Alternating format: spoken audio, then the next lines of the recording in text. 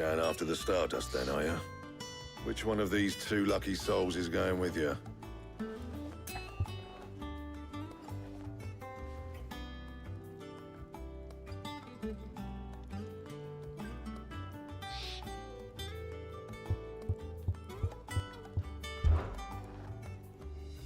Otto, you're with me. All right, then. Where do we find this Stardust, and how will we know it when we see it? There's a river that runs through the southern reaches of the Velcroy. It's the black sand that washes up on its banks that you're after. And I'm guessing you'll be needing sackloads of the stuff. Might be worth our importers and the Dalimil Inn. I'll head down there. See about finding us a wagon. All right. I'll meet you by the river. You two take care, eh? I'll go and see this supplier. Just don't let the bastard fleece you, eh? He wouldn't do that. He's Blackthorn's mate. Isn't he? Best of luck.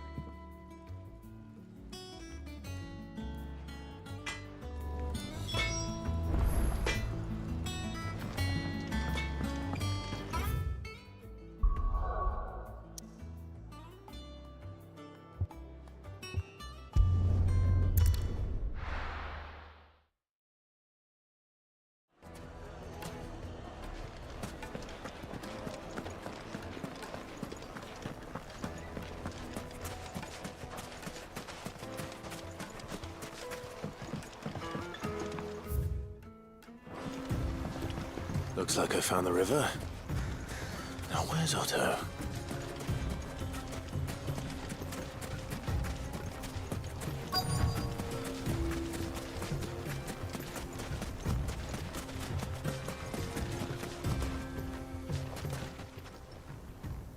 Otto, sorry I'm late. Oh, Clive. I had a quick scout about, and I reckon this area's our best bet. Seems Blackthorn's the only one who thinks smithing with his Stardust stuff's a good idea. It's just lying here, waiting for any old fool to fill his boots. But unlike any old fool, you thought to bring a wagon. Well spotted. Now get filling.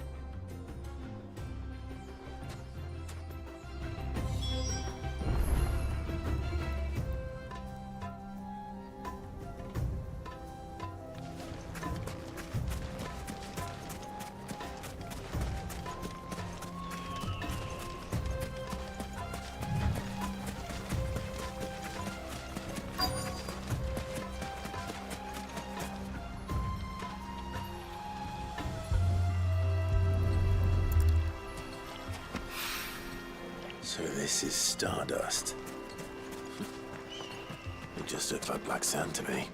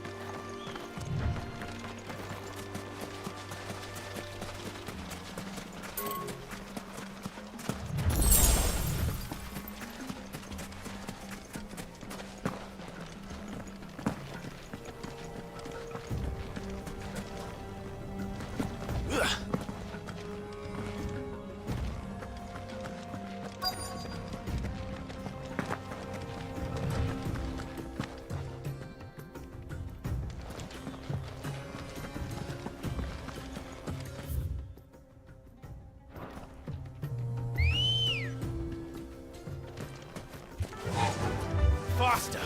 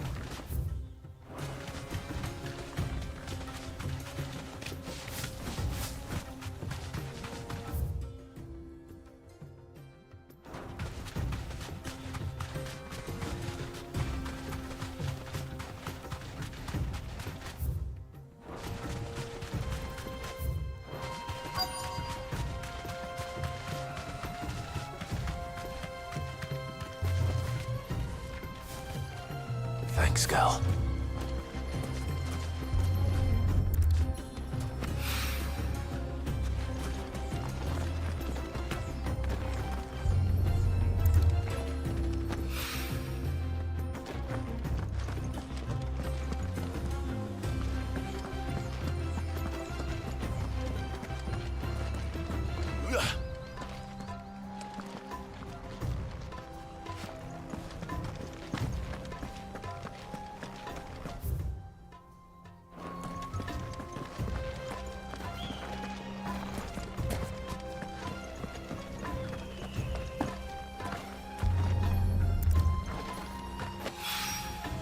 That should be enough for now.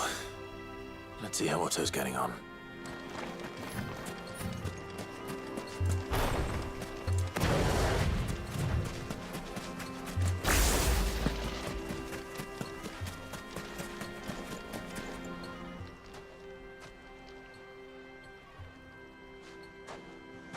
How much did you get? Enough. I hope.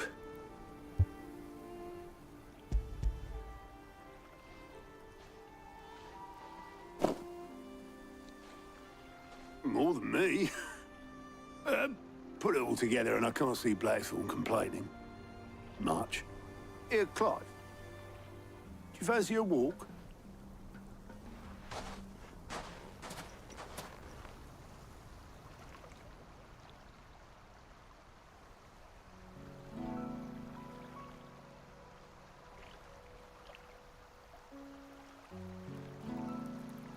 Sid would be proud. Of what? Of you, you idiot. The way you've carried on what he started.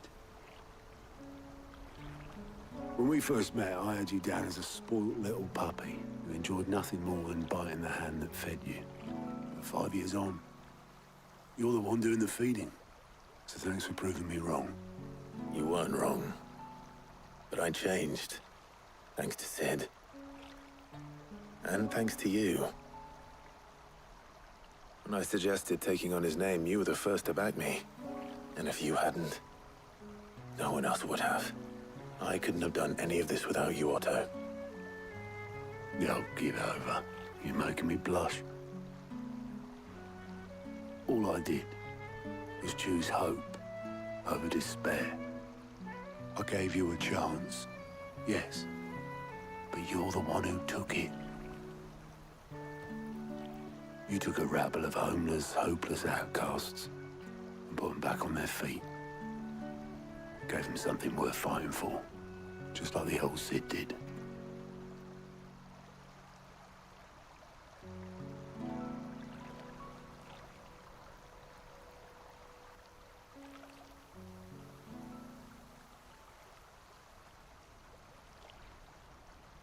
About time I was heading back, I reckon. All this scrabbling about in the sand's taken its toll on the old pins. I'll see you back at the hideaway then. You can take a well-earned rest when you get there. Oh, I plan to. Believe you me. But I'll make sure Blackthorn gets his precious black sand before I put my feet up. He'll only moan otherwise.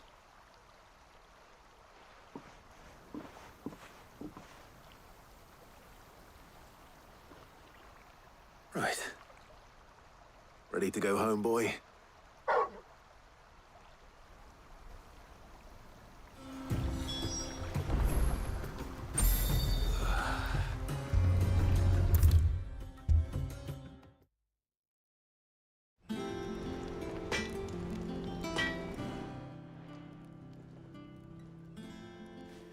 Blackthorn, got everything you need?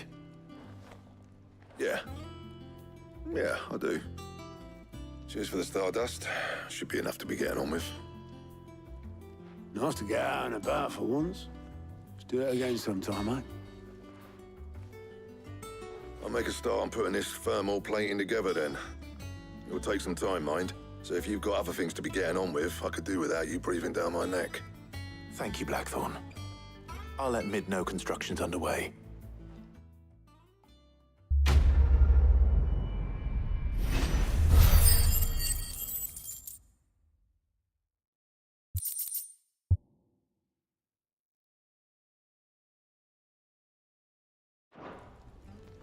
Suppose we'd better be getting back to work too. Give us a shout if you need anything.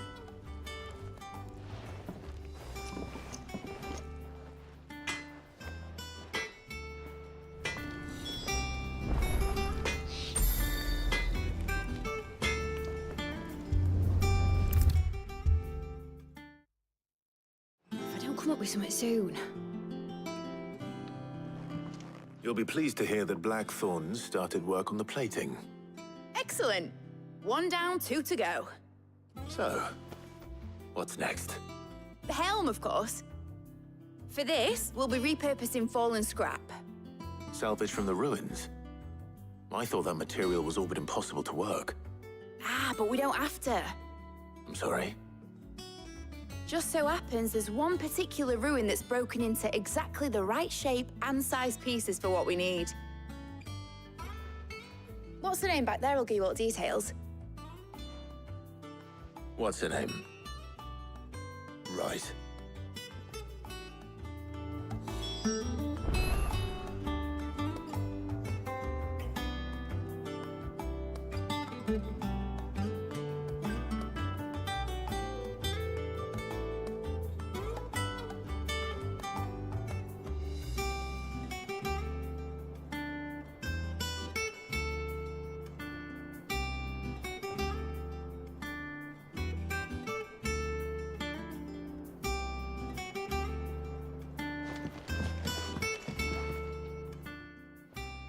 Oh, Sid, is this about the helm?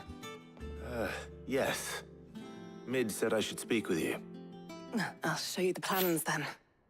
Here you see the mithril engine, in which mithril is burned to generate heat. That heat is then harnessed to produce motive force. Excess heat is dealt with by means of the thermal displacement stack, which disperses it into the surrounding air.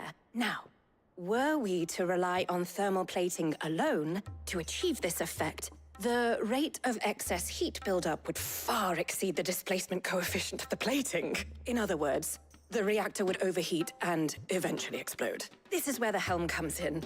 It connects to the plating, you see, and serves as a sort of thermal sink to absorb all that excess energy. Our experiments have shown that fallen ceramics are remarkably thermophilic. They can withstand and absorb levels of heat far above anything we are able to make today. And not only that, they're also waterproof and immune to rust, making them the perfect material for our protective hood. Why?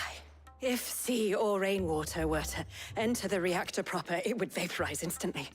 The forces produced would tear the ship from stern to... You can stop there. I understand. Mid said we might be able to use parts of a fallen ruin. Where would I find it? Ah, yes. It's in Lorbert's Pass, near Lostwing. The thing is, well, I probably should have arranged to have the pieces we need brought here sooner. You see, a certain unwanted visitor has taken up residence there. It's no longer a matter of just walking in and taking them. It's, going to be considerably more dangerous than that. I see. Then I suppose I'd better deal with this unwanted visitor for you. Would that help? Oh, very much. Thank you, Sid. I'll gather my team and head there right away. We'll meet you outside the ruins.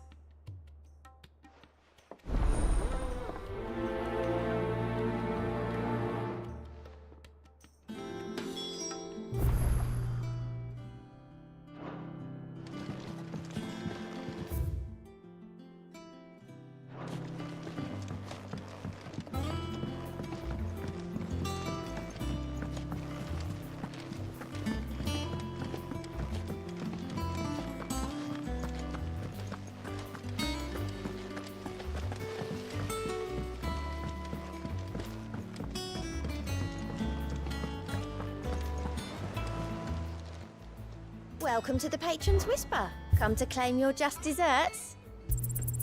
You earned this.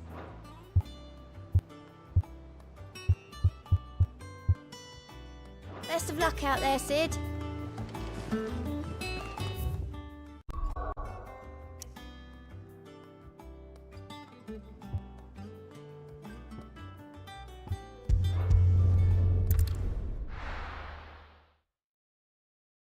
Be taking you all to a storehouse in the Bales. Leave anything you don't need behind.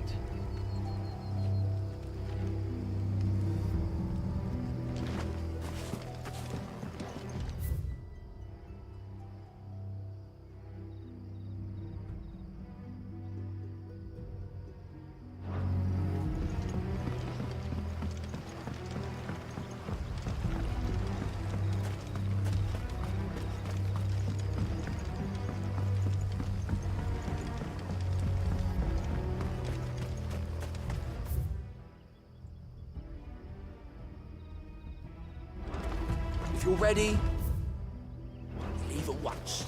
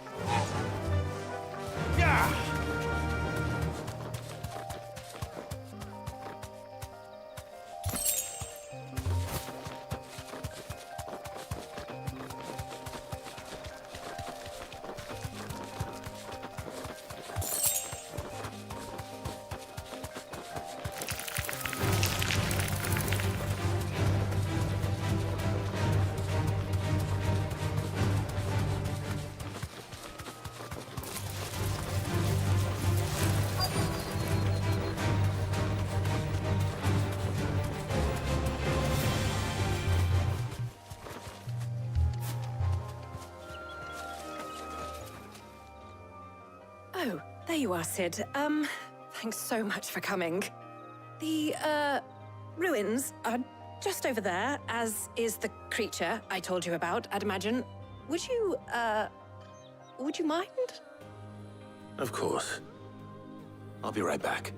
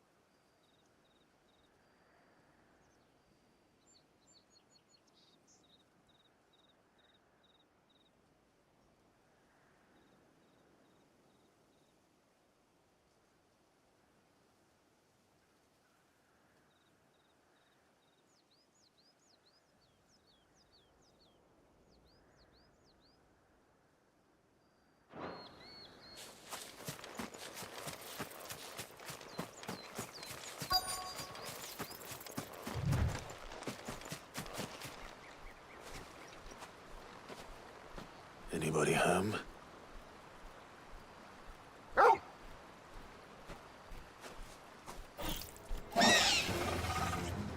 This must be our unwanted visitor.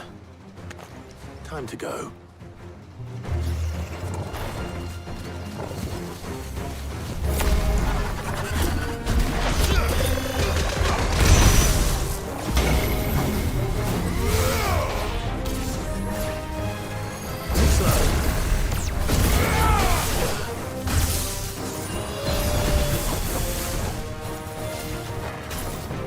Nice try.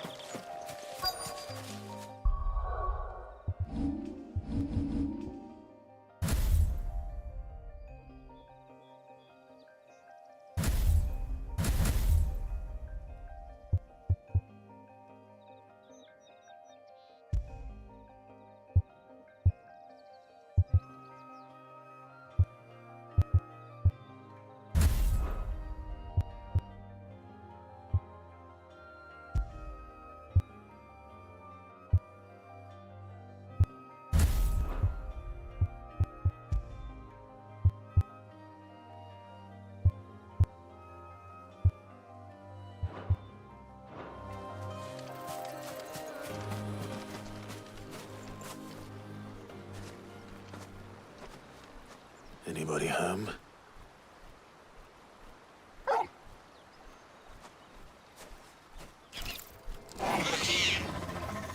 This must be our unwanted visitor. Time to go.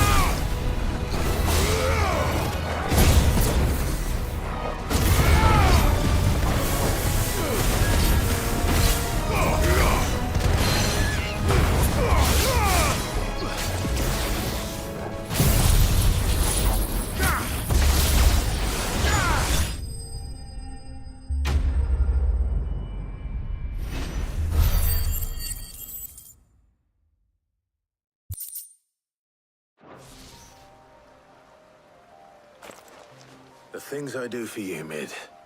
Sid! Oh, thank goodness you're safe. You shouldn't have any trouble now. Indeed. Well, don't let us keep you. We'll, see that everything is transported safely back to the hideaway. All right. I'll let Mid know you're on your way.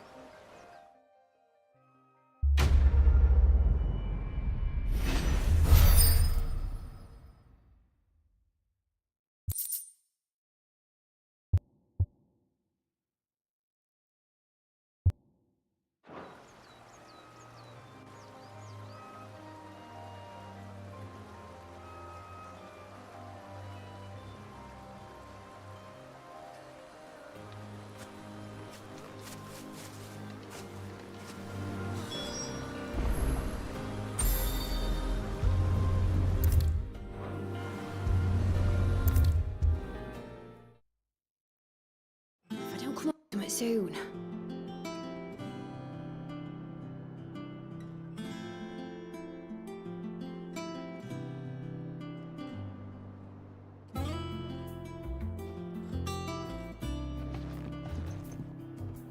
Mid.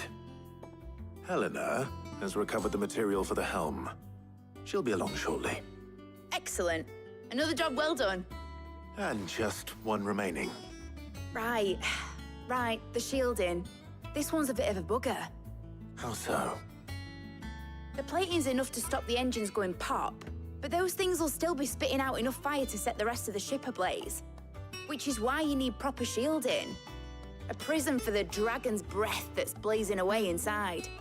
I thought a triple thick layer of tempered steel might do it. Or more of the stuff that the Fallen use, but they'd both be too heavy. The helm and the plating are bulky enough as it is. Add any more weight and the whole ship would be at the bottom of the briny before we'd even started. I need something light. But I've racked my brains and I just can't think what would do it. Well, if I were in need of obscure knowledge, I know whose counsel I would seek. Harpocrates. Tomes? Yeah, well, I'd thought of that, obviously. I've got all the details written down here. Can you take this to him, see what he makes of it?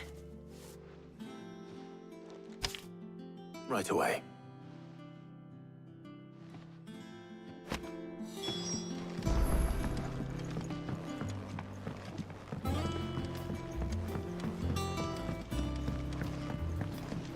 Editors started reading books that don't have any pictures in.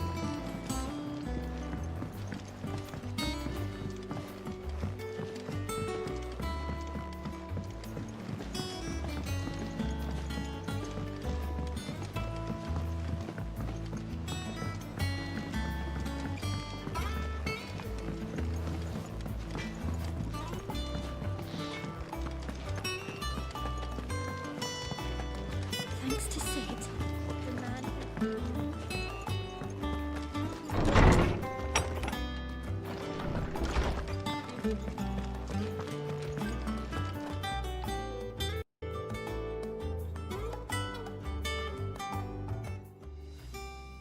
Harpocrates, do you have a moment? For you, Clive, always. Well, actually, it's for Mid this time. Could you take a look at this?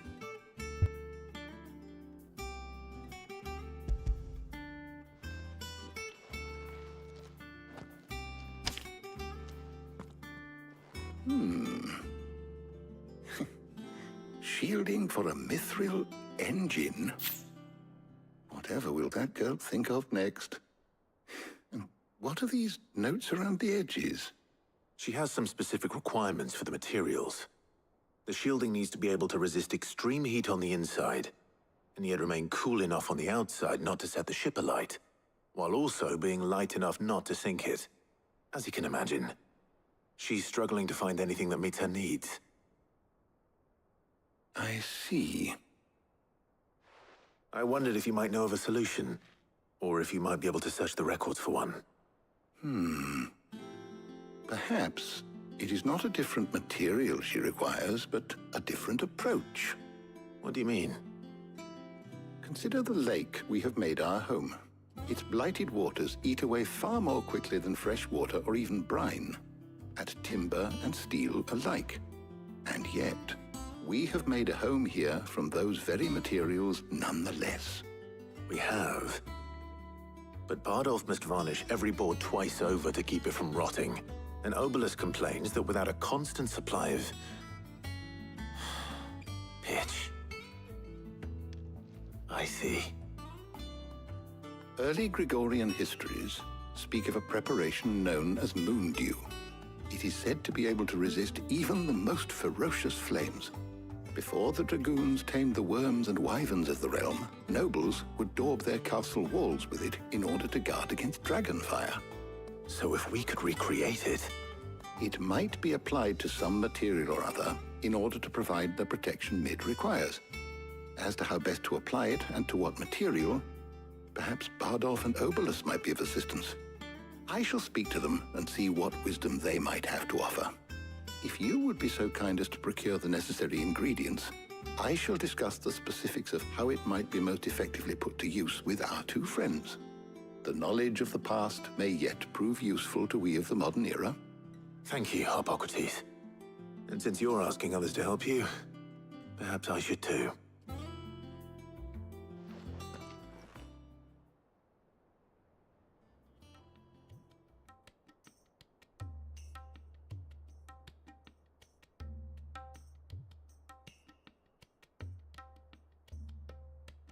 So you need a hand, do you?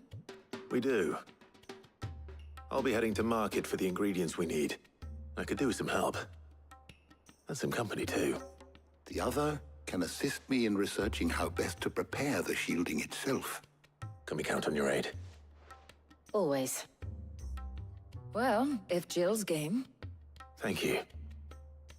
I am sure either of these fine young minds would prove indispensable in my research. I leave the decision as to who will go with whom in your capable hands, Clive.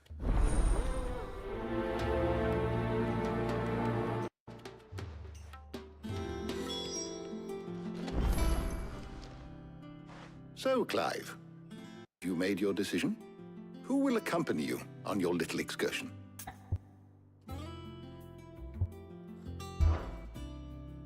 All right. So, what are we fetching? I have taken the liberty of preparing a list. Here. Garlic?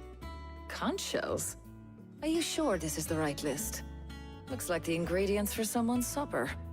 Though these items may seem mundane, they have potent effects that are rarely exploited, effects for which they were once highly prized.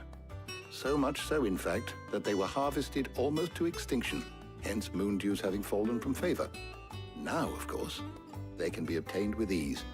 You should be able to find everything you need at the market in Northreach. Well, isn't that convenient? I was hoping to be able to make a trip over that way sometime soon. Need to speak to an old acquaintance. I'll meet you there. All right. Stay safe. See you later, Clive. Good luck with your research.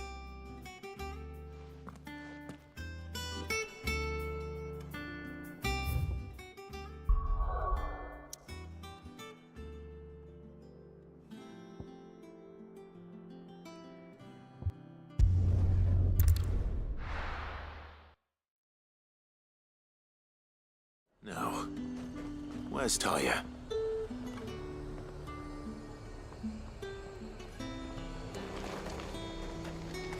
Keep them pilchards nice and chilled. Need to stock up on I won't these. have you spoiling another catch.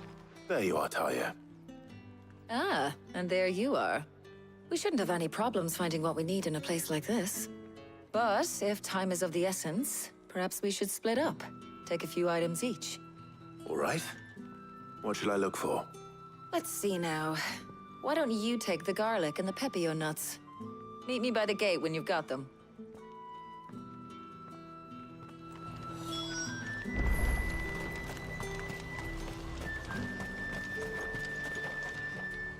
What do you want?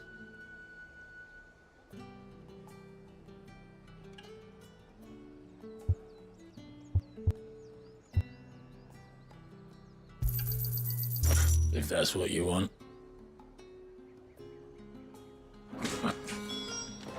There's talk. How the hell is anyone supposed to afford that price? Any friend of the innkeeper is a friend of mine. Ah, yes. That should do it. Hopefully Ty is finished too. Fresh cuts! Come and get them before they're gone. Up!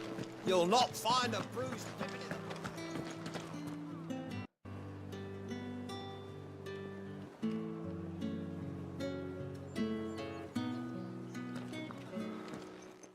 Well, did you find everything?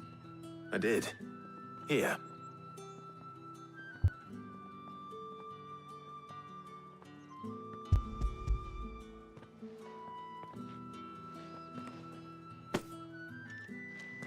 Garlic and pepio nuts. Job done. We should get this back to Tomes then. He'll be waiting.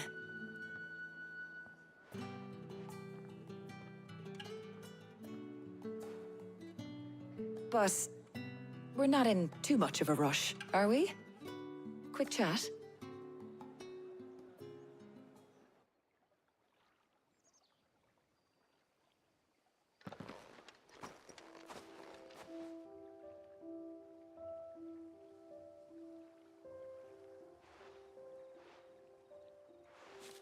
Do you know, I think this is the very first time we've been out on an errand together. I think you might be right. In all the years since you and that scowl of yours first appeared, you haven't invited me out once. For shame. Well, it seemed long overdue. And you did say you had some shopping to do. I was hoping to restock my supplies of herbs and liniment, yes. You and Jill alone burned through them like wildfire. No luck, though. My usual supplier's not here, and I refuse to pay the prices these gougers charge. I'll ask Karen when we get back. What is it? Oh, just memories. I came here with Sid once, shopping for supplies, just like today. And just like today, I came away empty-handed. Sid even said he'd speak to Karen for me when we got back. Has it really been 5 years? I remember it as if it was yesterday. Hold on. Does that mean it's been 5 years since we met? Feels a lot longer. It does. In a good way, of course. Thank you, Tyre. For what? For everything. I just want you to know that all you've done for us, all you still do, it's appreciated. Do you think I'd stick around if I thought it wasn't? But in the spirit of sharing and caring, you're appreciated too, by all of us.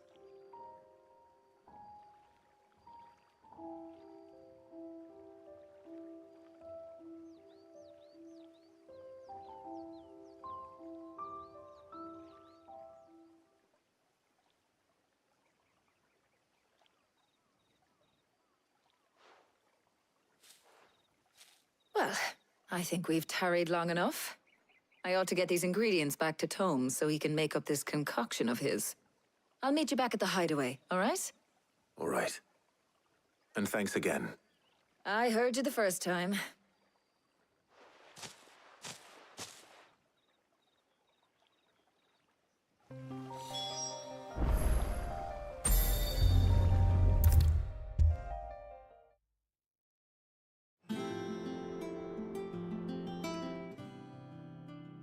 How's work on the shielding progressing, Hippocrates? Well, very well indeed. And thanks in no small part to your kind assistance. I was just explaining to Tarja how we might best go about preparing the Moondew. And now that we have all the ingredients, we may begin. You can count on me. I've mixed more than a few mysterious concoctions in my time. I'm sure you have. What about the shielding itself? Work is underway, under the watchful eyes of Bardolph and Obolus. Apparently, it'll be ready soon. Thank you. All of you. Right then. Jill, would you join me in the infirmary? Many hands make light work and all that. Of course.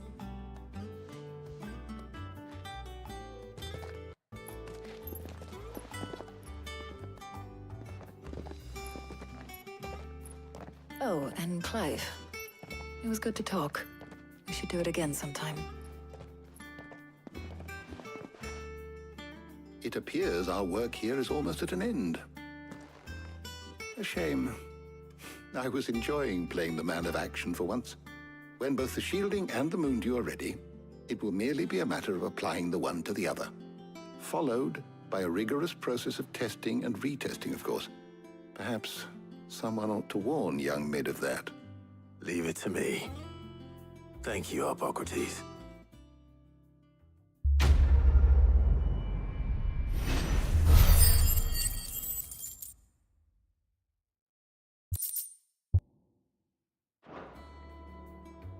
Well, I better go and give Mid the good news then.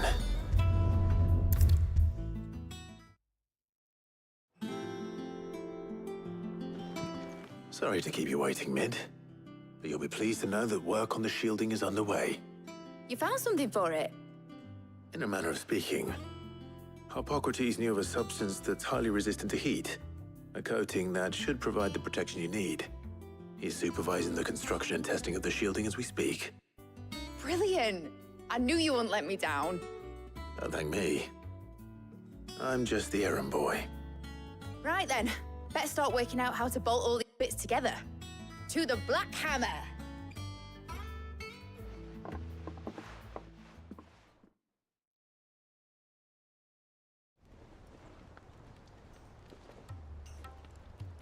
You know, when I got into the smithing game, I thought I'd be making swords and shields, not thermal bleeding didgeridoo-dahs.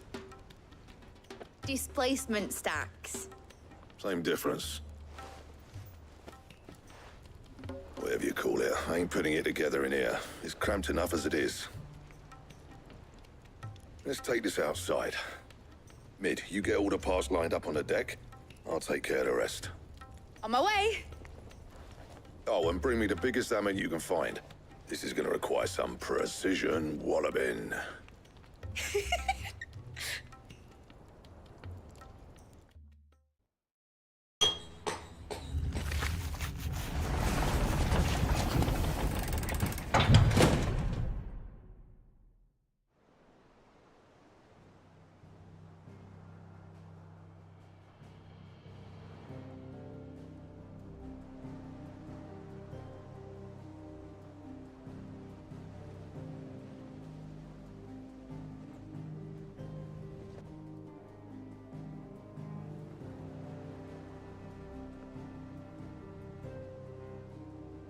It's finished! It's finally finished! Thank fuck for that. I'll be feeling my hammer arm for weeks. Thank you, Clive, Blackthorn, everyone. That's one down and just 3 more to go. I'm sorry. Oh, didn't I tell you? The Enterprise has 4 mithril engines, and we'll be needing a displacement stack for each. You don't mean... Don't worry. Now they've got a finished one to work off, my gang in Canva can build the rest. Good luck to them, I say. Right, I'm off to get a sling for this elbow. Any other work comes in, keep it to yourselves, eh?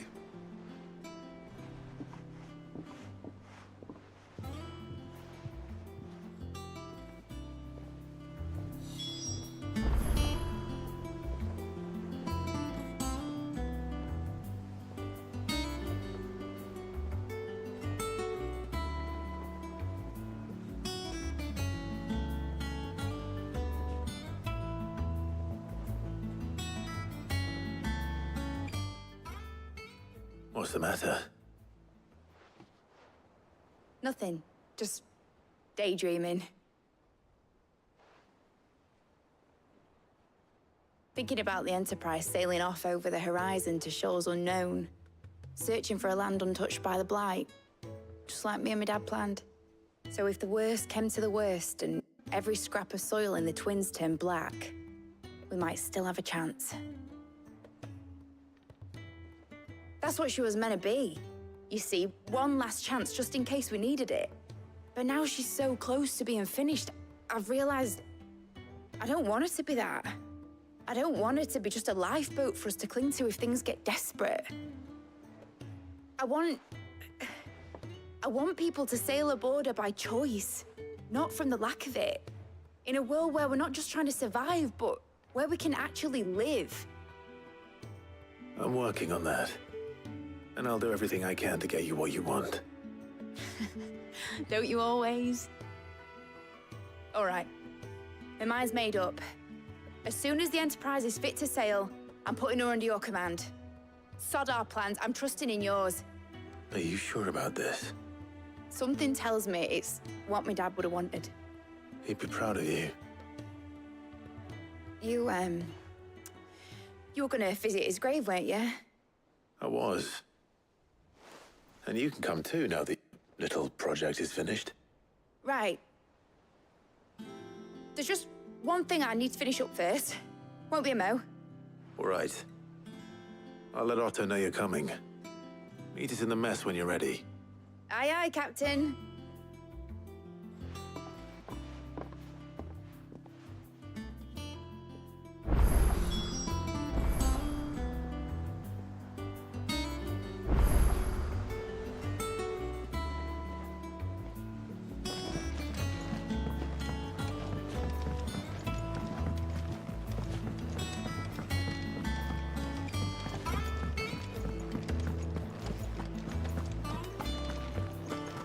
He cracked the crystal too. Joking.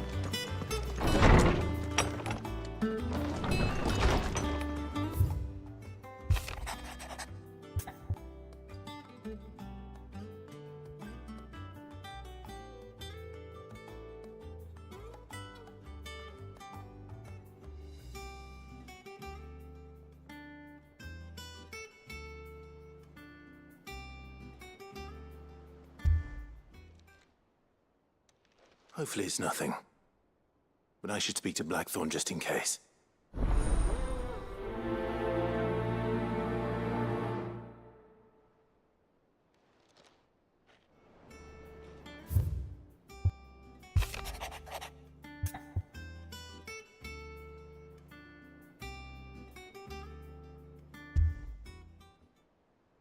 What could be wrong with Torgor?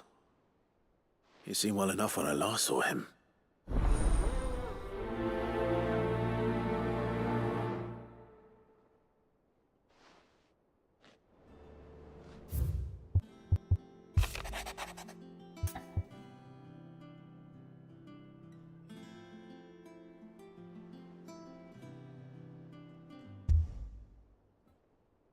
Trouble with the ledgers. Shouldn't he be asking Otto for help?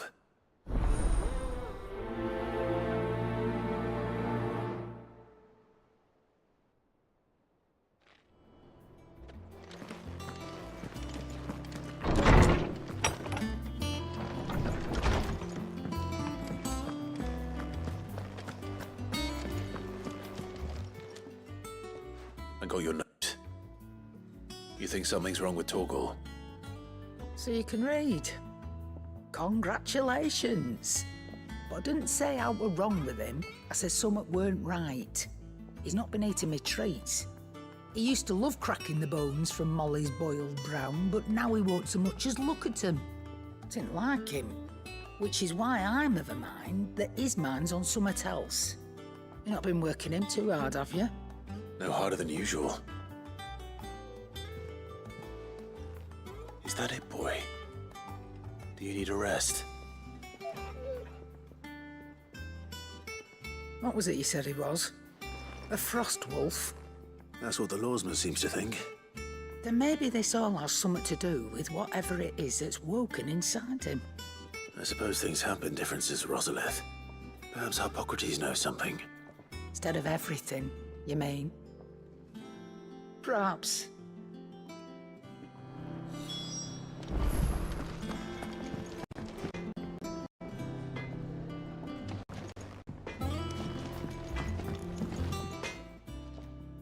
Blackthorn, do you have a moment? Really? No. This won't take long. I just wanted to ask how you're getting on. August was worried about you, that you might still be doubting your craft, even after learning the trick of that cuirass. Is there something else weighing on your mind? Perhaps sharing your thoughts might help. That bastard's like a dog with a bone. Still, he's got a keen eye, I'll give him that. He's just, well, Karen showed me something. Something I've never seen before. And that was? A sword. An odd-looking thing with a single-edged blade. The metal itself wasn't anything to write home about, but fuck me. The edge on it. You could slice a man clean in two with a weapon like that, and he'd be halfway home before he even realized he'd been cut. So that's what's troubling you? Nah. Not troubling me exactly. More distracting. Can't stop thinking, how do you get an edge that sharp? It's driving me mad. And if you knew how to do it, we could arm the curse breakers with even better blades. That's about the size of it, yeah. I'll see what I can find out. Sharper swords are always welcome. And we can't have our master blacksmith being distracted. You're a soft touch, you know that. But I can't say I'm not grateful for it. Good luck, eh? Thank you. Let's see what Karen knows about this sword.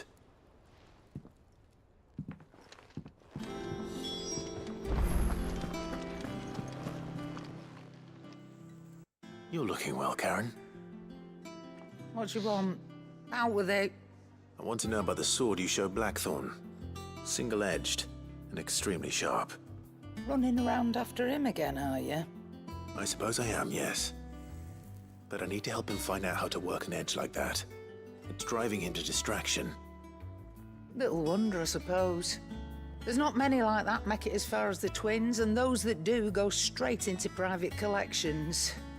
Which made it nice and easy finding a buyer. Can you tell me who bought it? Where is it now? You think I tell people who my clients are? Suppose you're not likely to go nicking him off me, are you now? Fine. If you stop mooning at me like that. Lord Ignac's the man you want. Dalmekian bloke. Collects weapons and the like. And he's got more money than sense, which is why he's one of my favourite clients. Reckon he'll still be at the inn in Dalamil, where I left him. Thank you, Karen. Oh, and he's a touch eccentric, if you take my meaning. I appreciate the warning.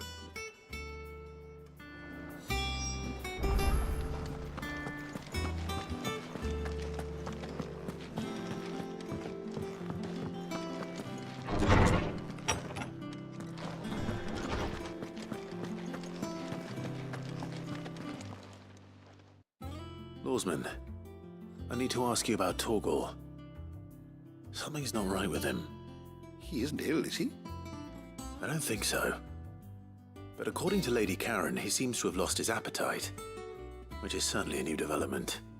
She says he's hardly been touching his bones of late, and she believes it may have something to do with what happened at Rosalith Castle. I rather think she might be right, though not about his appetite. All canids are instinctively inclined to crack open bones for the rich marrow that resides within, and I see no reason why a frostwolf should be any different. Accordingly, I suspect it is not a lack of appetite that afflicts Torgal, but a surfeit of it. If we assume that his newfound magics require additional nourishment to sustain, it may well be that the bones Lady Karen is accustomed to providing are no longer sufficient. Frostwolves, after all, habitually prey upon far larger animals, whose bones may yield altogether different nutrients. As to where one might find a suitable substitute, some antelopes that graze the meadows of eastern Rosaria have been known to grow to a size more than double that of their lesser cousins. I don't recall ever seeing any that large. And little wonder. The oldest and largest such creatures rarely leave the safety of the highlands for fear of predators. The last elder antelope sighting I recall hearing about took place near Cressida, and that was long before the village was abandoned. Even so, it seems like a good place to start. Good hunting, Clive.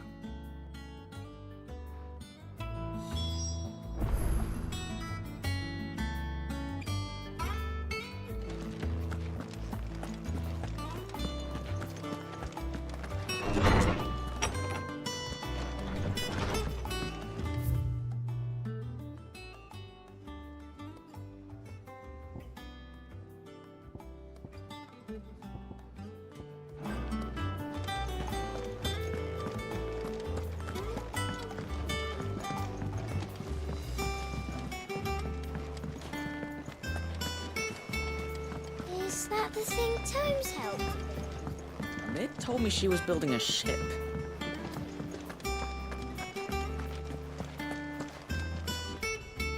Clive, did you get my letter? That's why I'm here. Shh. Otto won't be listening. Is this better? A little. Listen, I've some bad news. It turns out the Hideaway may be slightly behind in its payment to certain lenders, and it may be my fault. But I swear to the goddess, I thought I had the numbers square. Sadly, that square turned out to be more of a circle. Zero, you might say. I can straighten it out, I swear, but it's gonna take some time, and I'm gonna need help keeping it from Otto. Bit late for that, I'd say. There you are! What a surprise! So let me get this straight. You forget to pay our lenders what they're due, and instead of coming straight to me, you get Clive to come to you. And I hope he'll dig you out of the hole you've dug for yourself. Clive, the man in charge of the place you've been cheerfully trying to bankrupt. And you thought this was a cunning plan.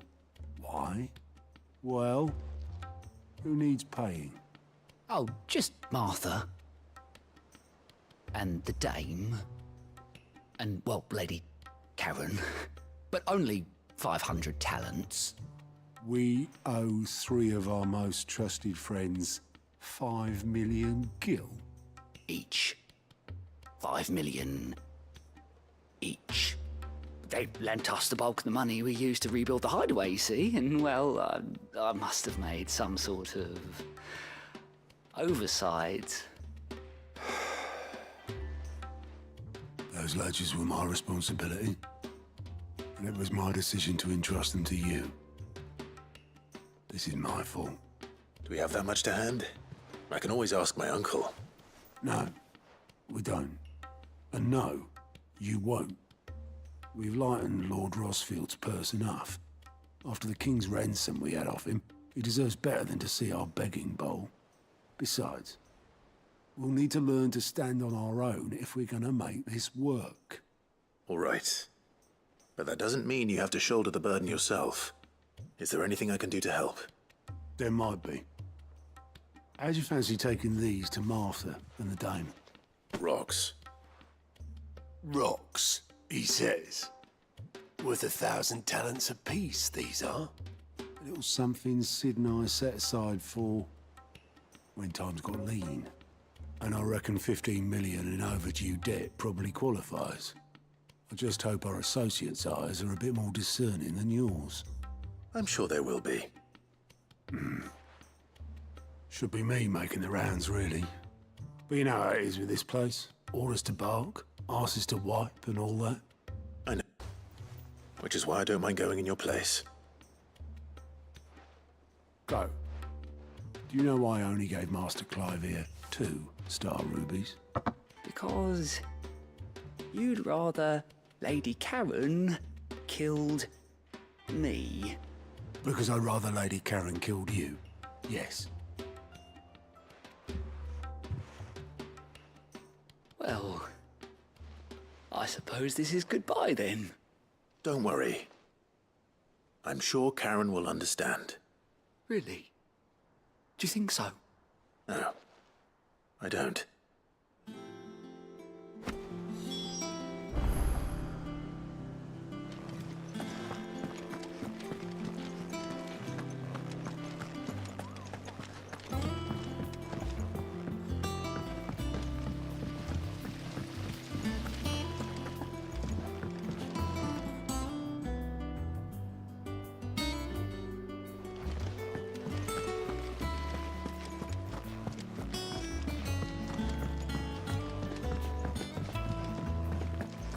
I think Mid might need some help.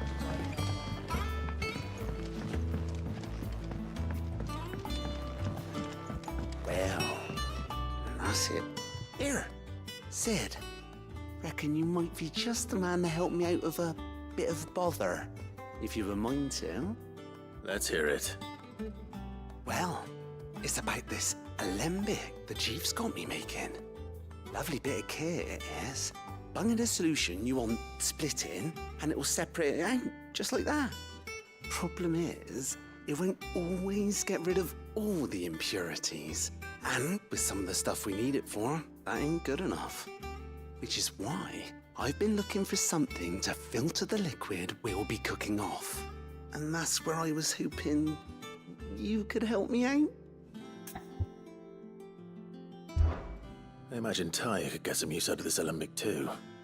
Distilling medicines and the like. All right. Why not? Proper job! So what exactly do you need for this filter?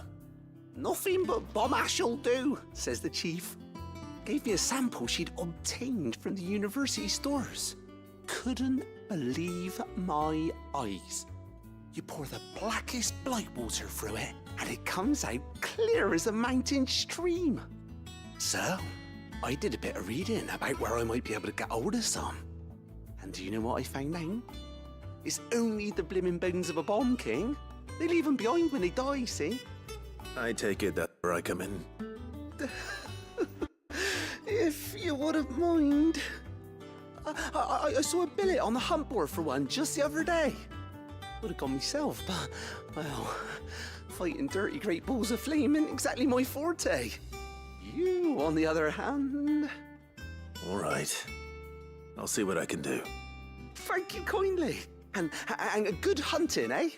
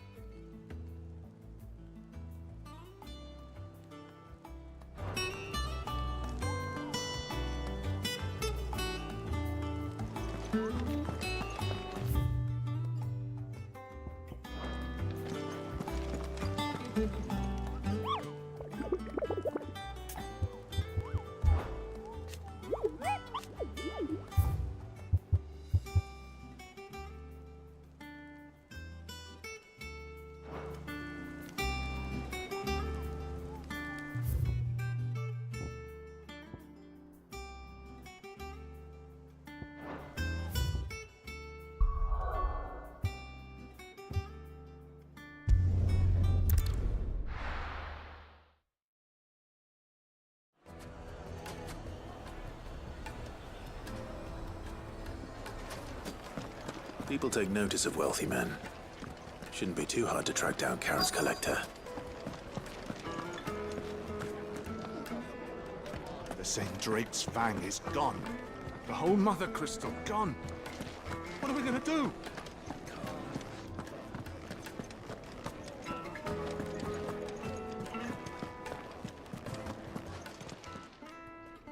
My reputation will be ruined! Ruined! Calm yourself, Lord Ignac, I beg of you, before you do yourself a mischief. Pardon the intrusion, but... Out! Get out! I paid for these rooms so I wouldn't be disturbed. Leave me be! Please, allow me to apologize. His lordship is going through a difficult time, and he's never been fond of guests arriving unannounced. Radim! Get rid of the filthy oaf this instant! Very good, Lord Ignac. Would you mind stepping outside for a moment?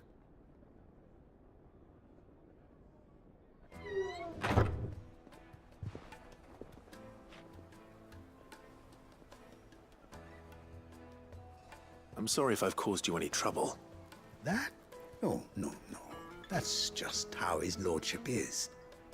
Though the morning's events have left him somewhat fractious. He has been dispossessed of his luggage, you see. The thieves also made away with a considerable amount of coin. Coin the innkeeper will soon be keen to collect. I don't suppose a certain blade was among the stolen items. A single-edged sword. It was purchased from a merchant friend of mine. Ah, you know Lady Karen. Yes, I'm afraid it was. Then I'll retrieve Lord Ignac's luggage. But I have one condition.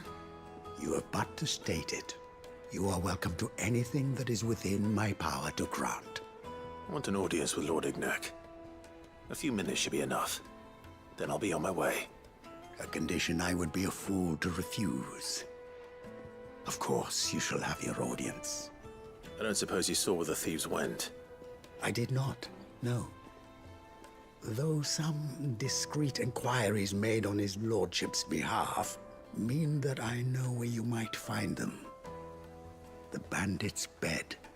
Every ill-gotten coin in Dalamel is said to pass through that disreputable corner of the Valcroy. And that's where I'm heading. I shall speak to Lord Ignac in your absence, and arrange for an audience upon your triumphant return. That will be very kind of you. Farewell, and best of luck.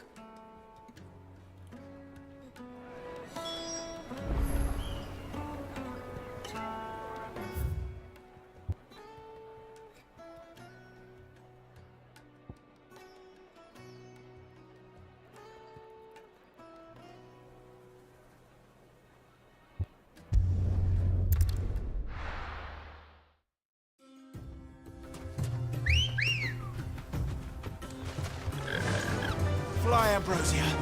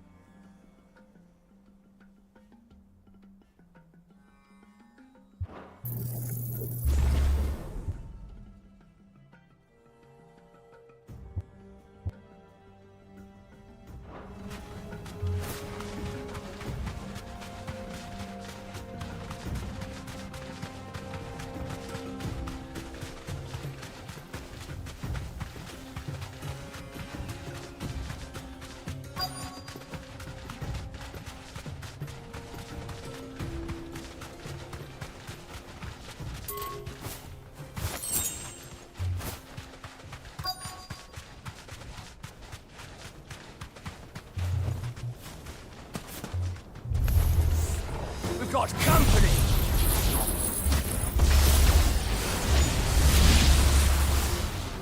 Come on, lads, let's tear the bastard's head off!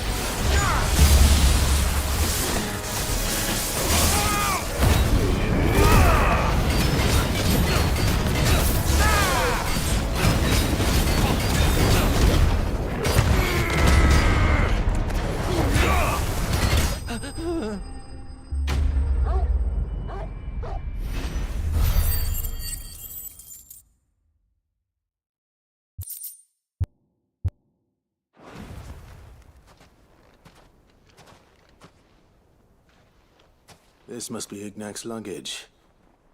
Nothing seems to be damaged. All right. Let's get it back to Dalamel.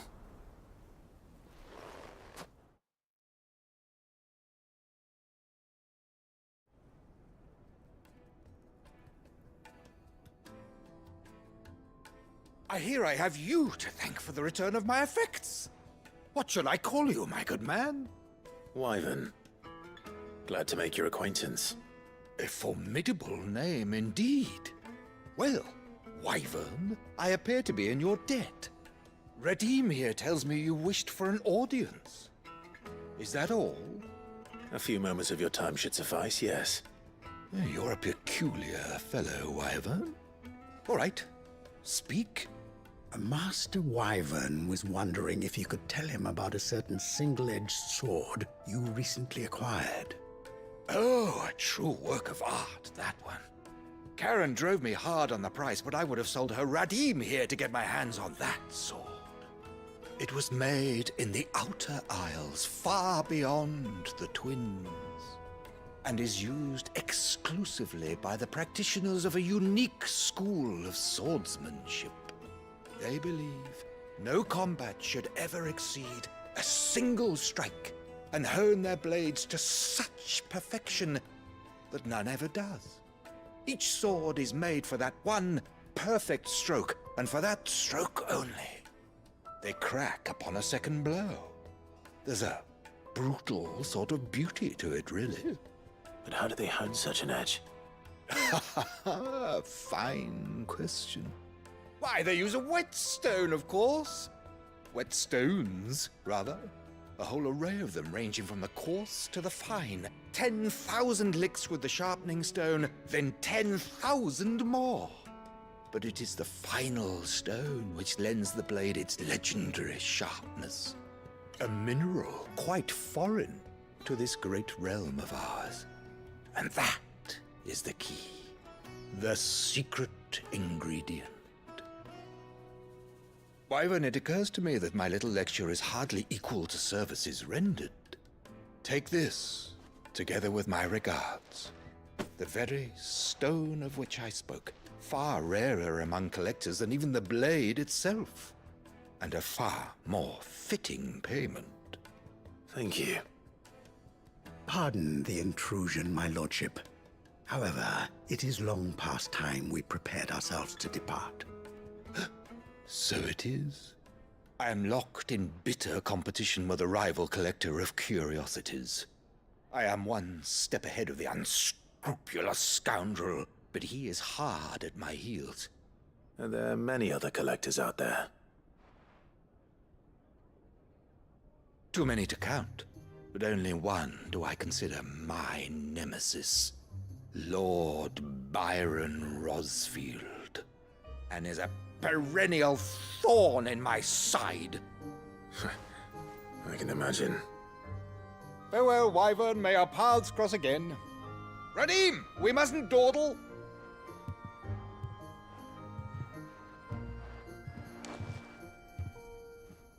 I think his lordship is rather taken with you, Master Wyvern. Thank you again for your assistance. Coming, my lordship. I'll be right there.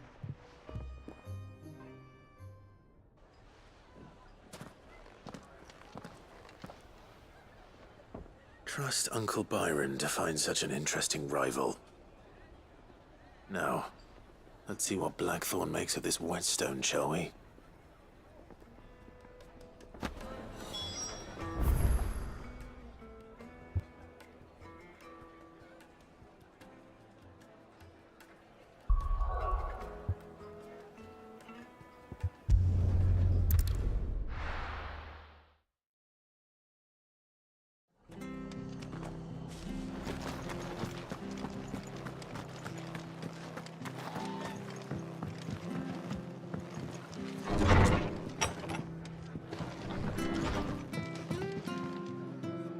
Clive, we weren't expecting you. I wasn't expecting to be here, but it seems we still owe you a considerable amount of coin for your help with our rebuilding efforts. And though I doubt it's what you were expecting, we were hoping you'd take this as payment.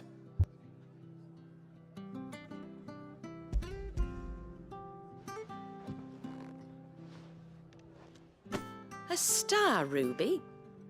I can't accept this. It's worth at least twice what you owe me. More if you can find yourself the right buyer. Think of the difference as interest. Interest? If word got out I charged that much, no one would ever borrow from me again. Anyway, why are you the one here asking me about this? I'd have expected Otto. Bit much sending the Lord Marquis out to settle your debts, isn't it? The old goat working himself to death again. Something like that. Most days I think he's the only reason the hideaway's still standing. Same as always, eh? Back when the place was nothing but a twinkle in the eye of a recently retired Lord Commander, word is he was the first one Sid reached out to. Probably knew that without his strong arm and level head, the idea would never get off the ground. Sid may have been the face of the hideaway, but Otto's always been the backbone. And when Sid passed away, we were all worried that would be the end of it. That Otto would just give up. His death was hard on everyone. But it must have hit Otto hardest of all. But he didn't give up, did he? Quite the opposite, in fact. If I recall, he was the one who nominated you as Sid's replacement, and rallied the rest around you. I reckon what he saw in Sid, he saw in you too. And don't we all? Doesn't hurt that you're half as stubborn and twice as handsome, neither. That, and you keep good company. I suppose I do.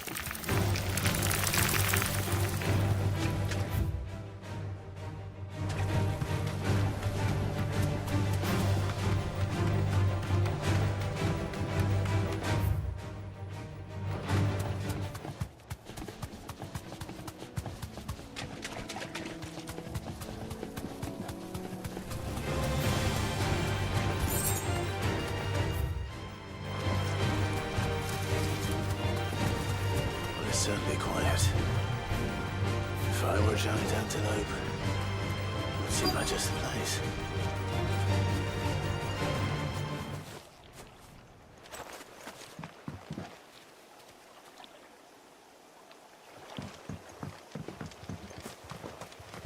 I doubt we'll find one bigger than that. Hungry, Torgal?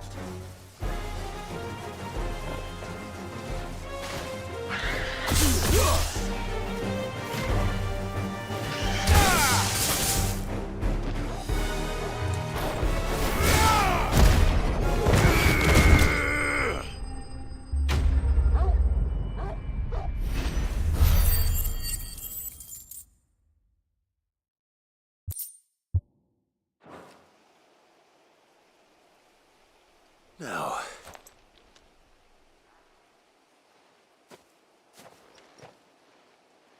will it be enough, I wonder?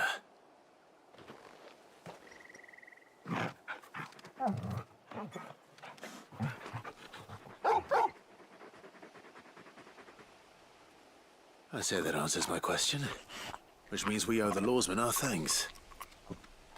You're just a big puppy, aren't you? A very big puppy.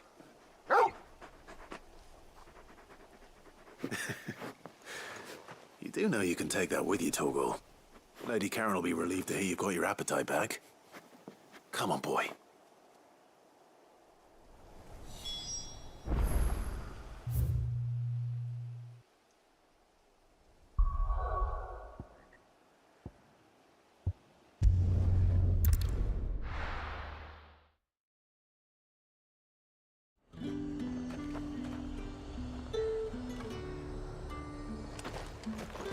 There's talk that the glass gate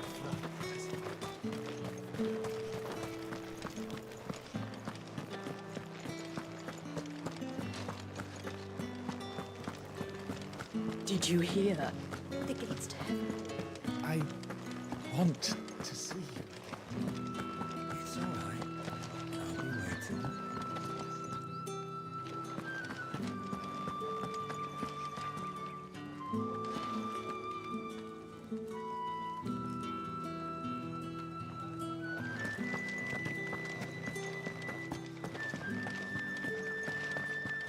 What am I going to do without sweet water and oil of talc?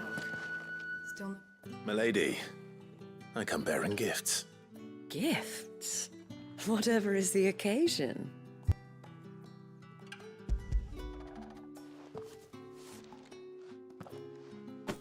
Oh my. Clive, you really have outdone yourself. Otto asked me to give it to you. To settle the Hideaway's debt with the Veil.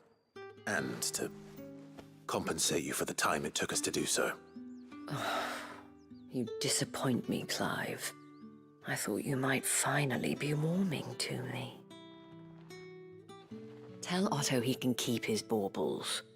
I tried to tell him as much the first time around. The man owes me nothing, nor does the Hideaway. My contribution to the restoration effort was made freely and willingly. It was the least I could do. You once told me Sid did you a kindness. I'd like to do the same. Please, accept it. For my sake. And for Otto's. For all of us. For all you've done. It is rather fetching, isn't it? Very well. Otto is lucky to have you, Clive. I doubt anything could ever replace his son. But you and the others at the Hideaway are the closest thing he has to family. Otto had a son. Long ago, yes. Sid told me Otto lost him when he was just a boy, and blamed himself for not being able to stop it. I don't know how it happened, whether there was anything he could have done, but it was clear that it weighed heavily on him. I didn't know. How could you have? I doubt anyone did. Besides Sid, I've never met a man more keen to bear his sorrows in stoic silence. An ill habit, given that both have always been surrounded by friends desperate to help them. I'm beginning to see that.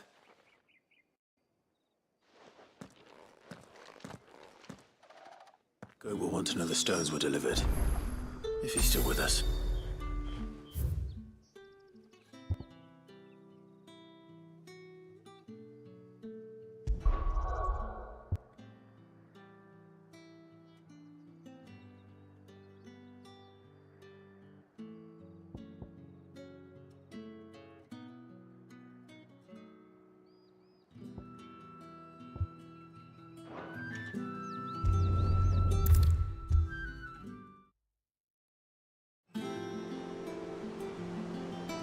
Goat.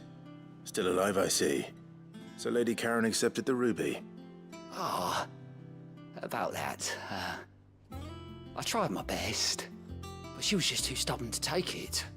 She threw it right back in my face, in fact, and told me I could stick my stupid stone where the sun don't shine. Karen refused payment. I hope it wasn't something I said. I'm sure you were as tactful as ever. Let me see what I can do.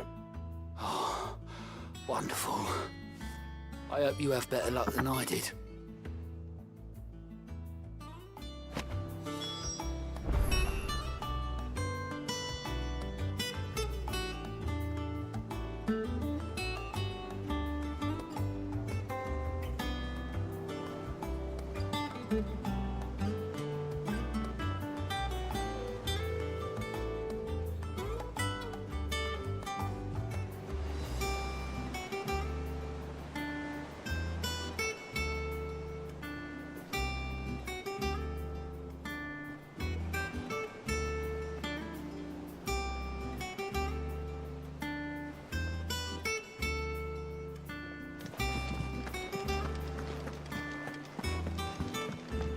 Mid told me she was building a ship.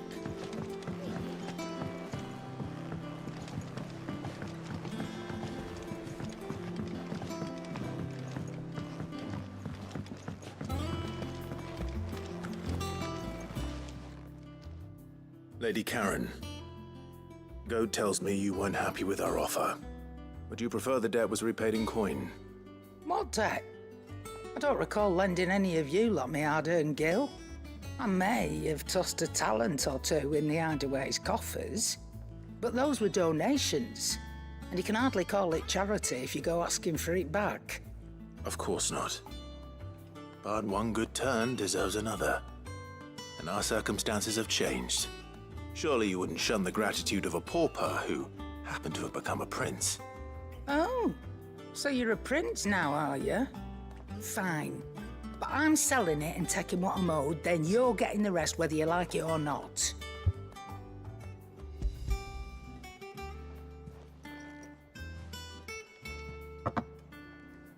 Where'd you even get this? A decent trader might nab 1,000 talents for a star ruby. A canny one, meanwhile, might claim it were nicked from the belt of Sid the Outlaw himself and ask twice as much. Might be I already have a buyer in mind. Might be you even know her. A fine continental maid whose beauty's only eclipsed by a guile in commerce. You wouldn't mind, would you? Not at all. Be sure to tell her that it's always a pleasure doing business.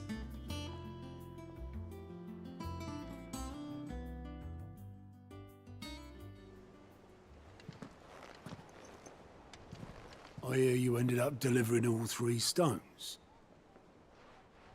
Thanks to this lump. I sometimes wonder what I pay you for. Speaking of which, I still haven't been paid. Last month's wages. Oh! So you remember what's owed to you, then? Get your ass behind that disc of yours and don't get up before those ledgers are square. Right away.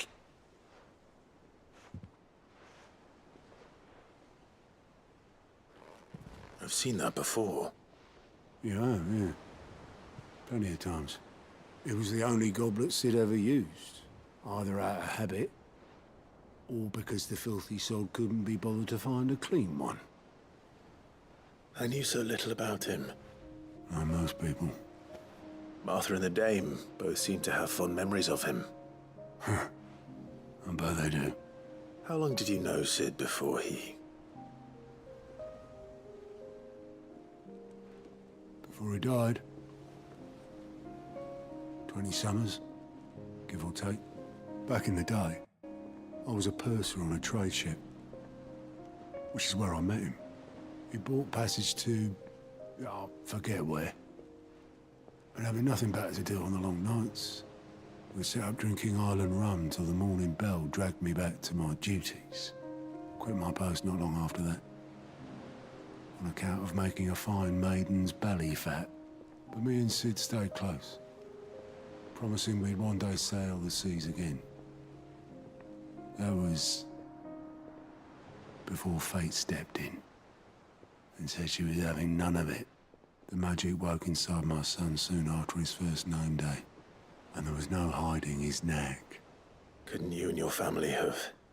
My family were the ones who summoned the constable, wanted the monster taken away.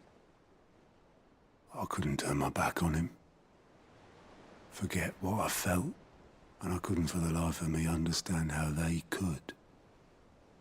Luckily, Sid was of the same mind as me. It was him who stood beside me when all I wanted was to tear the whole world down. Him who cried for me when I had no tears left of my own. Him who swore he'd do everything he could to stop it from happening again. And he was true to his word, too. Left the Royal Army once and for all. His ranks, his ribbons, gone. Just like that. Threw away everything he had. All to right a wrong that no one else had the courage to face. I knew then I'd follow that man to the ends of the earth.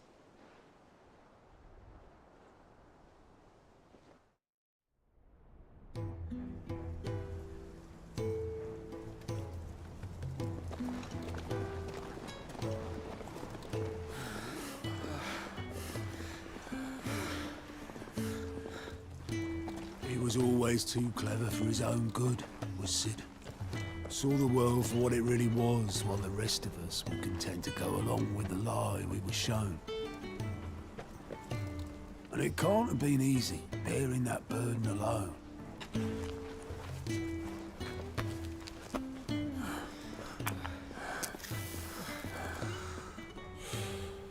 But he didn't let it stop him.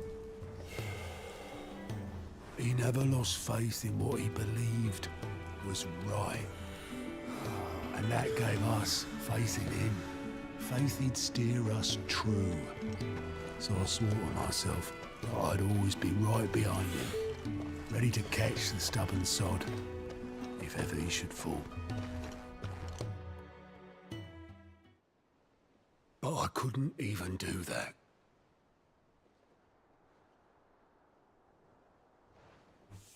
Ignore me, just the ramblings of a tired old man. Leave that lot. I'll tidy it up in a bit.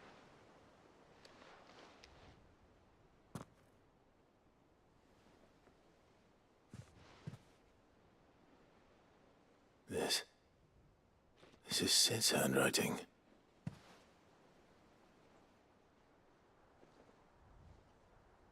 Dear Otto. I may be drunk, but I wanted you to know this place would be fucked without you. Love you, you grumpy old sod.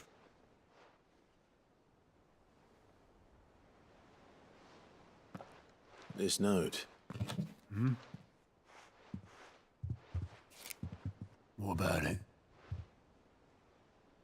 Sid was right. Without you, we'd all be lost.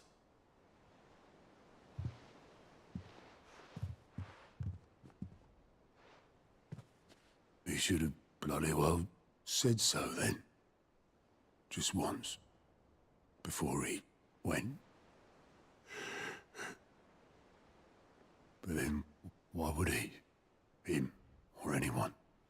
I'd only have told him to piss off.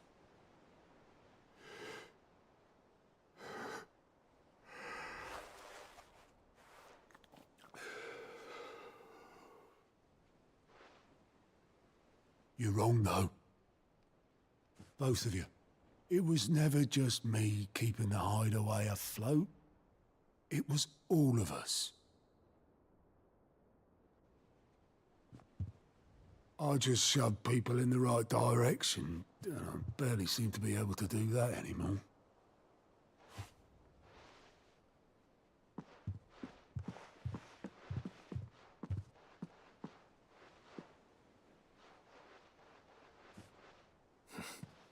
Would you rather go were at the helm? Well, maybe I've got a few more years left in me. I'm going to hold you to that, Otto. Before you go, Sid would have wanted you to have this. But that's... This'll do me just fine.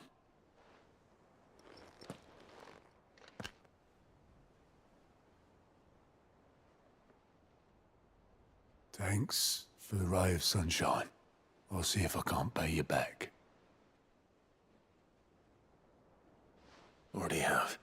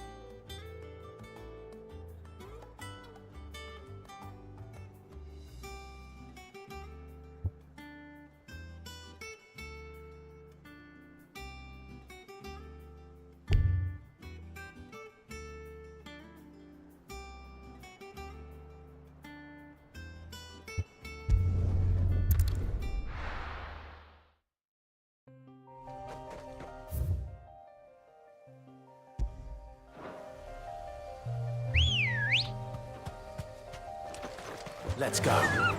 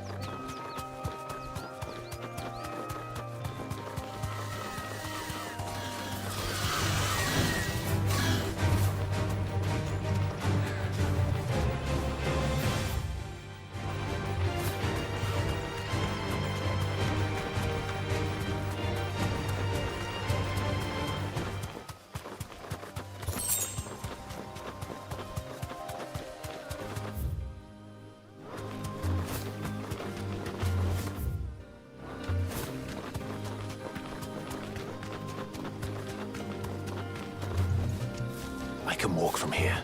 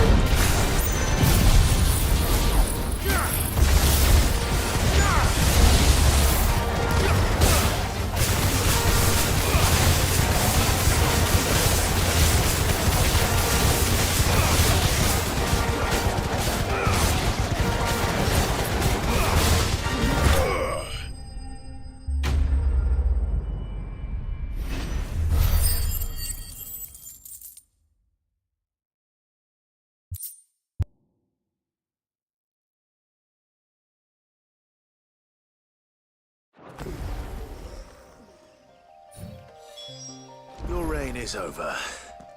Now to collect the ash. I should probably have brought a bucket.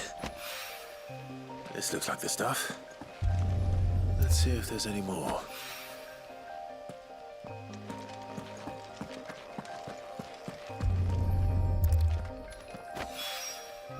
That should do it. If the wine needs more than this, you can fetch it.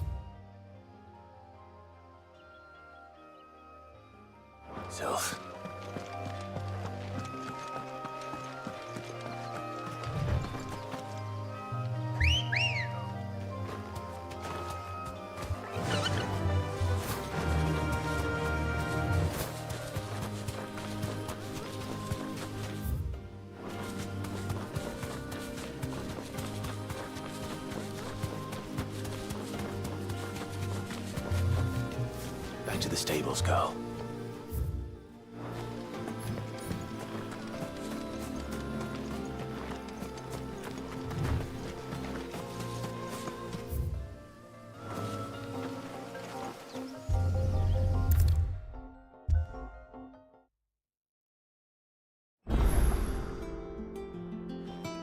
All right there, Sid?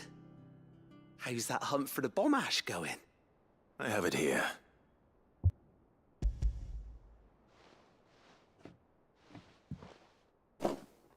That's the stuff. And plenty of it, too. Enough to keep the Olympic bubbling away for a good old while. You're a gent, Sid. Let nothing say otherwise. Right then, let's get this contraption up and running.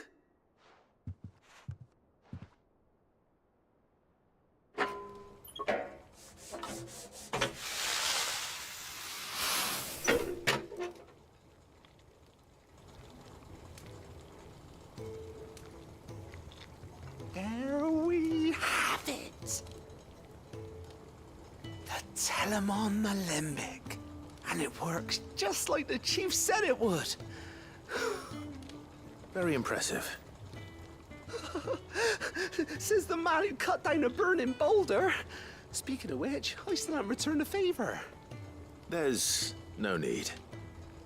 The good it will do for the hideaway is reward enough. Don't be silly. Why don't you let me take a look at that bag of yours? The one you keep your potions in. Reckon I could work some magic on that. What kind of magic? Well, we happen to have isolated a substance in our test run of the Alembic that I reckon will make even the toughest leather supple as anything. Thought we might use it to breathe new life into old boots and the like. Save the hideaway a few gil.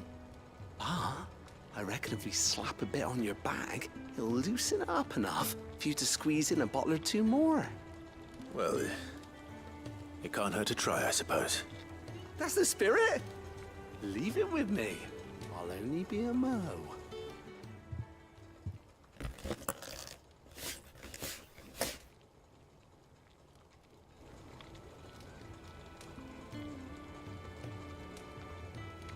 Well, what do you reckon? It certainly feels more flexible. Right? Told you. Thank you. I think. No. Thank you for supporting Mid and the rest of us in our endeavors. Without you, we'd never have been able to discover wonders like that stuff I rubbed on your bag. And I'm telling you, there's plenty more where that came from.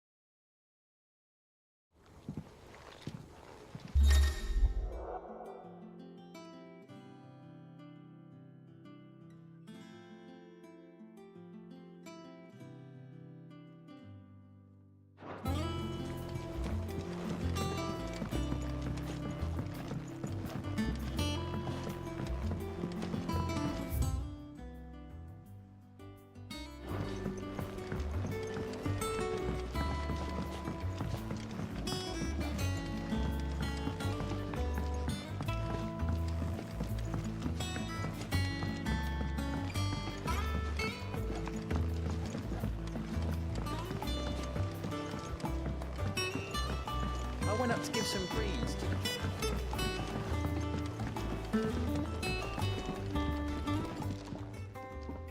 Sorry for the wait.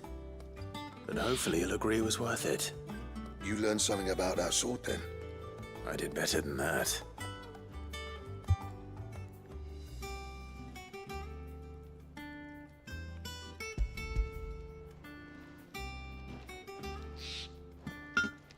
A whetstone? Yes. But not one you'll find anywhere in Valisthea.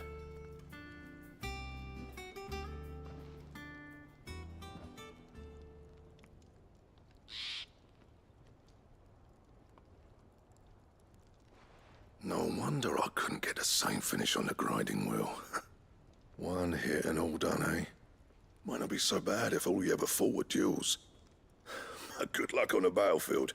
Your second opponent would be your last, no matter how good you were.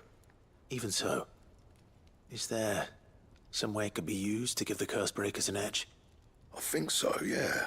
With this whetstone and the right kind of steel, I could probably even make a twin of the blade that rattled me. But there'd be no replacing this little rock once I worn it down to a sliver. I reckon we get a dozen swords from it, if that. Swords that the curse breakers wouldn't know how to wield properly, and that would see them through a single fire piece. Nah, no point trying to copy that thing. Be about as much use as a wax anvil. But finishing our blades with a whetstone this fine, now that's something to consider. And what's finer than fallen masonry, eh? Or more hard-wearing, for that matter. Just imagine it. Good Valisthian steel with an edge as sharp as any found in the Outer Isles. I won't make a copy, nah. I'll make something much better. I'm sure the curse breakers will be delighted. Just don't push yourself too hard. Don't you worry about me, sunshine. I've been working day and night since I was half your age, and I'll still be here when you're long gone. Hey, thanks, Clive. I mean it. I owe you one, August too. It's good to know someone's looking out for me. You'll be happy to hear you said that. And I'll see that my debt to you's paid. First new blade I make's got your name on it. You come and find me when you've got the materials. All right. I will.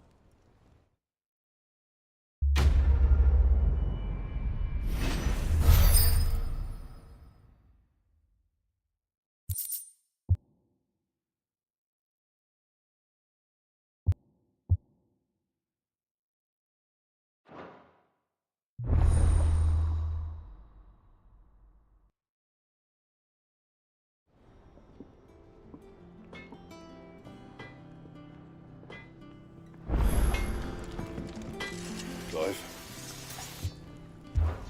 So, what'll it be?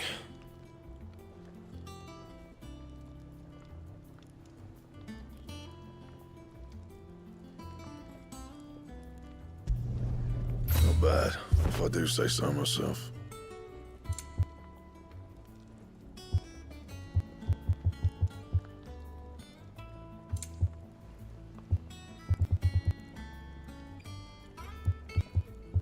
Anything else?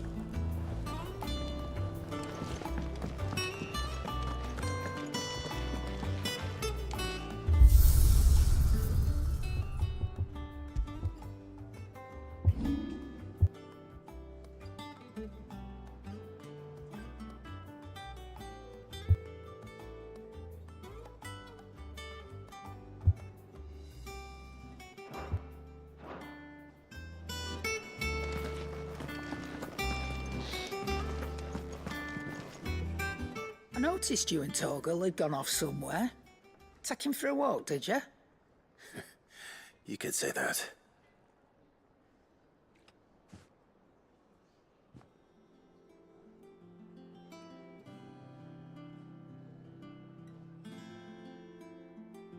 So, Molly's leftovers weren't good enough, eh? That'll teach me for treating you like you're still a pup. All right, no need to shout. Now we know what you're after, I can see about getting some in. Speaking of which, I brought one for later. Can I leave it with you?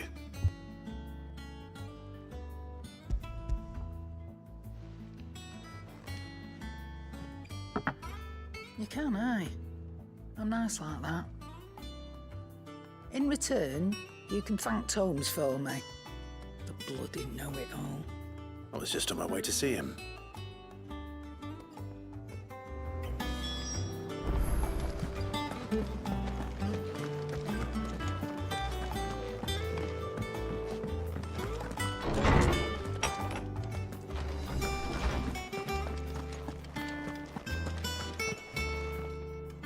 Ah, Clive.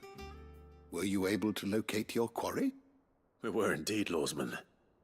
You pointed us in exactly the right direction. And Torgal's been a very happy hound ever since. Very good, very good. Lady Karen sends her thanks, by the way.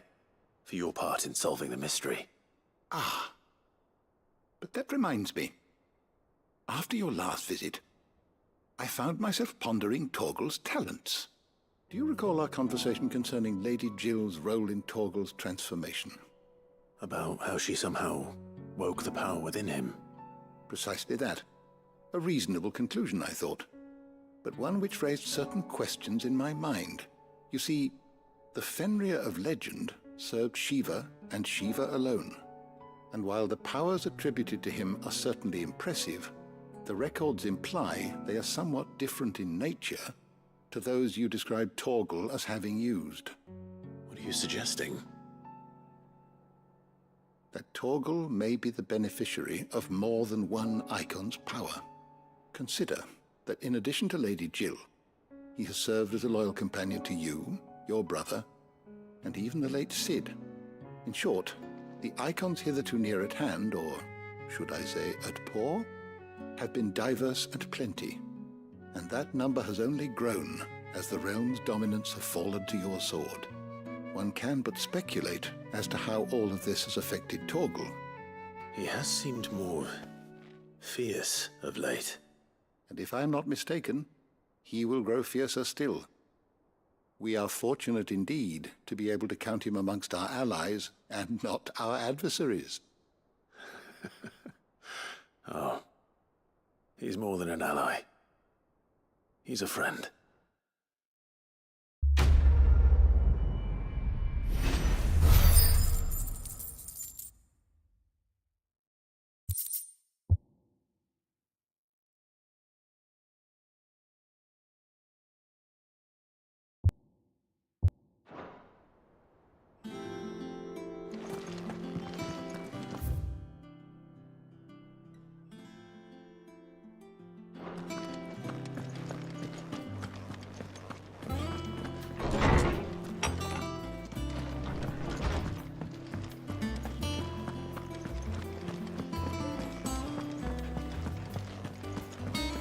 Cracked the crystal too? You're joking.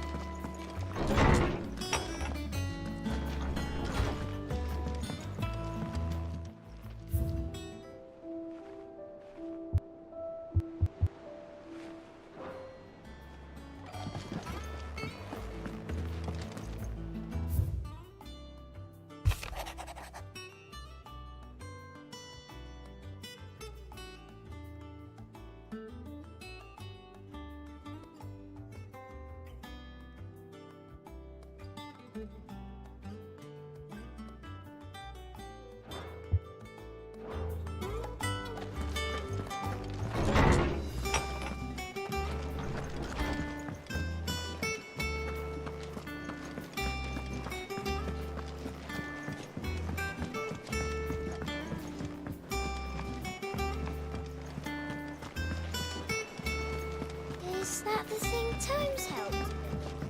Mid told me she was building a ship.